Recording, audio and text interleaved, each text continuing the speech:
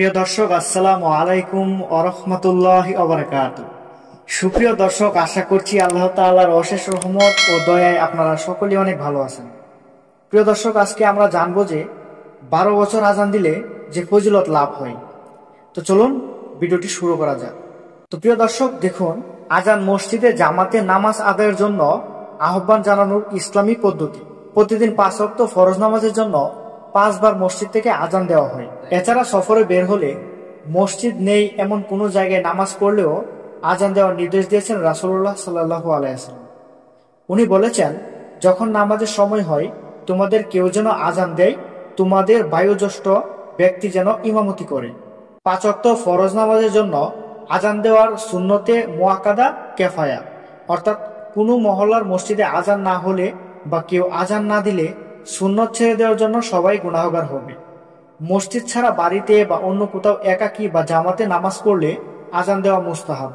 আজান দেওয়া অত্যন্ত ফজিলতপূর্ণ আমল। মুয়াজ্জিন আল্লাহর কাছে অত্যন্ত মর্যাদার অধিকারী। বিভিন্ন হাদিসে আজান দেওয়ার প্রভূত ফজিলত ও সওয়াব বর্ণিত হয়েছে। আবু হুরায়রা রাদিয়াল্লাহু আনহু থেকে বর্ণিত, নবীজি সাল্লাল্লাহু আলাইহি সাল্লাম বলেন, মুয়াজ্জিনের আজানের ধ্বনি শেষ সীমা পর্যন্ত তাকে ক্ষমা করা হয় এবং প্রত্যেক সজীব ও নির্জীব বস্তু তাকে সত্যায়ন করে।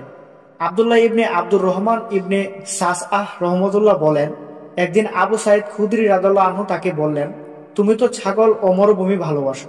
তুমি যখন তোমার ছাগল চরানোর কাজে বা মরুভূমিতে থাকবে আর নামাজের জন্য আজান দেবে, তখন উচ্চস্বরে আজান দিও, কারণ মুয়াজ্জিনের আজানের ধ্বনি যতদূর পর্যন্ত মানুষ, জিন ও অন্যান্য বস্তু শুনতে পাবে, কিয়ামতের দিন তারা তার জন্য সাক্ষ্য দেবে।